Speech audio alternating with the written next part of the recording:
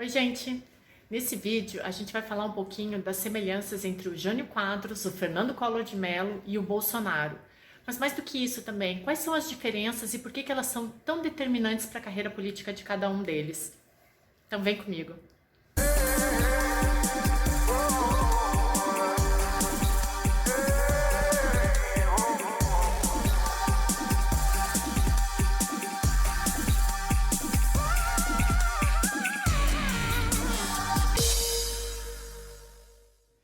Quais as semelhanças entre Jânio Quadros, Fernando Collor de Mello e Bolsonaro?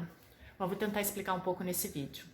O Jânio Quadros foi presidente do Brasil de 31 de janeiro de 1961 a 25 de agosto de 1961. Ele saiu da presidência por um golpe, na verdade ele renunciou achando que os militares e o Congresso o reconduziriam ao poder e isso não aconteceu. O Jânio se elegeu com a bandeira anticorrupção, então ele falava que ia moralizar o Brasil, que ia tirar o Brasil da miséria, ia varrer os corruptos. Então logo que ele assumiu o poder, ele comprou uma grande briga com a elite burguesa que não sobrevivia sem os braços do Estado. Então quem não lembra do varre vassourinha, era para justamente varrer a corrupção. Logo que assumiu o poder também, o Jânio Quadros proibiu tudo que era, na opinião dele, imoralizante. Então, corrida de cavalo, rinha de galo, que faziam parte da cultura brasileira, os concursos de Miss, ele proibiu os maiôs cavados. Só que daí o que aconteceu? O Congresso começou a caçoar, dizendo que o Jânio Quadros não fazia, na verdade, nenhuma reforma estruturante. As reformas dele se baseavam apenas em pequenos atos moralizantes, E a imprensa também começou a caçoar dele. O Jânio Quadros, na verdade, era um cara muito peculiar. Ele tinha as famosas frases dele, Bebo porque é líquido. Se fosse sólido, comê-lo-ia. O PMDB é uma arca de Noé, só que sem Noé e sem a arca. O grande foco do Jânio Quadros era, na verdade, reduzir a inflação. Então, ele acabou provocando algumas medidas muito austeras que tiveram um custo político muito grande para ele. Então, ele reduziu a moeda nacional, ele desvalorizou a moeda nacional 100% em relação ao dólar. Isso provocou aumento, obviamente, nos produtos importados, mas também coisas básicas para o brasileiro, como o pão, como o transporte de ônibus. E essas medidas foram rebatidas pelo Congresso. O Jânio Quadros também não fazia questão nenhuma de estabelecer uma relação amistosa com os outros partidos políticos. Então, ele fez uma devassa administrativa e denunciou abertamente parlamentares de outros partidos, como o PSD e o PTB. E ele não fazia questão nenhuma de negociar com o partido dele, que era o DN. Então a gente vê essas semelhanças no Bolsonaro. O Bolsonaro nunca fez questão de negociar com o PSL e também nunca fez questão nenhuma de fazer o presidencialismo de coalizão mesmo, de conversar com todos os parlamentares e de manter uma relação amistosa. Haja visto que a gente está vendo hoje com o Rodrigo Maia, uma agressão com o Congresso cotidiana, e isso era muito presente no Jânio Quadros. Eu não vou trair a minha consciência e deixar de falar a verdade. Eu lamento a posição do Rodrigo Maia nessas posições. Eu lamento muito a posição dele, que resolveu ele assumir o papel do executivo, com ataques bastante contundentes à nossa posição. Ele tem que entender que ele é o chefe do legislativo, eu respeito ele, tem que me respeitar como chefe do executivo. A pá de cal no governo Jânio Quadros foi quando ele começou a rever uma política externa independente. Então ele começou a rever as relações do Brasil com os outros países, principalmente com os Estados Unidos. E aí teve um afastamento dos americanos e ele se aproximou da então União Soviética. Para se ter uma ideia do peso das decisões do Jânio Quadros, ele condecorou Che Guevara, que era o líder da Revolução Cubana, num contexto de Guerra Fria. Isso enfureceu os políticos mais conservadores, principalmente o Carlos Lacerda, que foi um dos articuladores do golpe militar. Bom, mas o Jânio e o Bolsonaro, eles não têm somente semelhanças, Na verdade, a renúncia do Jânio, ela foi uma tentativa de autogolpe, como eu expliquei antes. Ele renunciou achando que o Congresso o reconduziria ao poder, e isso não aconteceu. Mas, ao contrário do Bolsonaro, o Jânio Quadros já havia sido um prefeito, já havia sido governador, ele chegou à presidência já com um respaldo político. E ele era conhecido por ser um excelente orador, coisa que hoje não acontece com o Bolsonaro, Depois da renúncia, numa reunião informal com alguns políticos, esses políticos cobraram uma resposta do Jânio Quadros do porquê da renúncia dele, E ele falou assim, que essas pessoas que estavam naquela sala atacando ele eram as mesmas pessoas que lambiam os tornozelos dele. Ele disse, na época que eu era presidente, eu era um reizinho, ninguém ousava falar nada contra mim.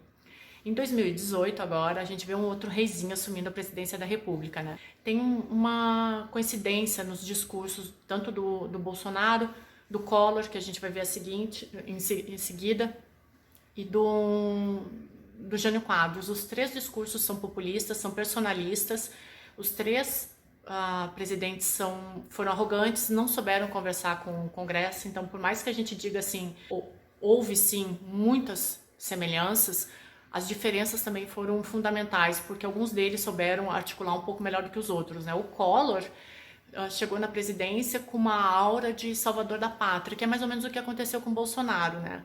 O Bolsonaro entra também na presidência com esse discurso anticorrupção, né? Eu vou acabar com a esquerda, eu vou acabar com esse fisiologismo que existe aqui no Brasil, só que ele não consegue manter esse discurso justamente pela falta de tecnicidade dele, né? E eu diria, os três, eles pecam justamente pela falta de articulação com o Congresso. Eu acho que esse é o maior ponto. A gente gosta de buscar semelhanças e diferenças entre políticos, mas esse é o maior ponto congruente entre os três. Bom, vale lembrar também que o Bolsonaro assumiu o governo dele tomando algumas medidas extremamente impopulares, mas que na verdade não tinham diferença nenhuma na vida das pessoas, elas não eram reformas estruturantes. Então ele alterou o lugar da Fórmula 1, né, alterou o local da Fórmula 1, alterou o horário de verão. Agora, nesse domingo, a gente vê ele de novo recorrendo às bases militares dele, defendendo a AI-5. O Bolsonaro não tem nela uma das suas maiores qualidades, então ele volta para os discursos militares dele. Vale lembrar que durante o período de parlamentar do Bolsonaro, Bolsonaro defendeu Hitler num discurso na tribuna da Câmara dos Deputados, quando ele debochava de alguns parlamentares que tinham se oposto, porque um colégio militar de Porto Alegre tinha escolhido eleger, entre outras personalidades, o Hitler como a personalidade marcante da história, né? Em alguns outros momentos também o Bolsonaro foi pedido para se retirar da tribuna da Câmara dos Deputados por causa do excessivo número de palavras de baixo calão que ele falava, né? E aí, diante de tudo isso, a gente começa a ter algumas conclusões, né? O Jânio Quadros era um excelente orador, mas também era considerado louco. O Collor não tinha na sua oratória a maior característica dele, mas tinha no poder da imagem. O Bolsonaro tem sido tratado como um louco também, e não tem na sua retórica a sua principal característica. O Jânio Quadros encantou os militares com o discurso dele. O Bolsonaro parece que tem mais o apoio dele por ser um lobista. Se no Jânio Quadros a gente via na oratória uma grande qualidade, no Bolsonaro a gente vê só verborragia. E aí a história vai contar o resto. Bom, e aí veio o Collor em 1989, né? Ele foi eleito depois de 29 anos de um lapso na democracia. Foi eleito com o discurso era o caçador de marajás, né? Então ele também ia acabar com a corrupção, também ia acabar com a inflação. E o Collor provocou uma revolução, é o que a gente chama de fenômeno Collor, né? Porque até a chegada dele ao poder, a gente estudava comunicação e políticas separadas. E quando teve essa eleição de 1989, foi a primeira vez que a imprensa se viu livre. Então, a imprensa usou todos os poderes que ela tinha, né? O marketing eleitoral veio com muita força, principalmente em cima do Collor. A gente fala que o Collor é um presidente feito e desfeito pela imprensa, porque a imprensa adorou um jovem, bonito, que praticava esportes radicais. Ela adorou ver aquele candidato. Imagina, ele estava competindo com Brizola. Então, algumas matérias da Veja, inclusive, manipulavam, né, as imagens e colocavam o Brizola muito baixinho e o Collor como um gigante nas reportagens. O Collor sempre aparecia nadando, andando de jet ski, né? Era o jovem que ia conduzir o Brasil para um processo democrático e moderno, né? Para vocês entenderem um pouco do que é essa força da imagem do Collor e da campanha eleitoral, a partir daí, do marketing político, quando a gente viu a campanha, as eleições nos Estados Unidos entre o Kennedy e o Nixon, é aí que a gente mostra a verdadeira força da imagem, né? O Nixon estava se recuperando de uma infecção, então ele estava vindo de hospital, ele estava muito abatido, pálido, e o Kennedy tinha toda aquela jovialidade, a beleza. Quem viu o debate eleitoral, o grande debate, como a gente chama, pela televisão, votou no Kennedy, porque o Nixon estava completamente abatido. E o Kennedy estava dourado de sol. Claro, a TV era preto e branco, mas percebia essas nuances. Quem ouviu pelo rádio votou no Nixon, porque o Nixon já tinha uma história política muito maior, então as pessoas votaram na retórica dele, coisa que o Kennedy até então não tinha construído, né? Mas aí a gente vê o poder da imagem, né? Quem viu pela TV votou no Kennedy. E era essa sensação que a gente tinha em 1989 na campanha do Collor. O Collor era um jovem que ia conduzir o Brasil para um futuro brilhante, né? E é na campanha de 89 que a mídia vem com tudo, né? O Daniel Boorstin fala que a mídia passou de divulgar os fatos a produzir os fatos, né? E ela não quer mais fascinar pela distância, mas pela aproximação. O Regis Debray fala que agora a gente quer tocar a mídia com o dedo, a gente quer tocar a pessoa que está na televisão com o dedo, né?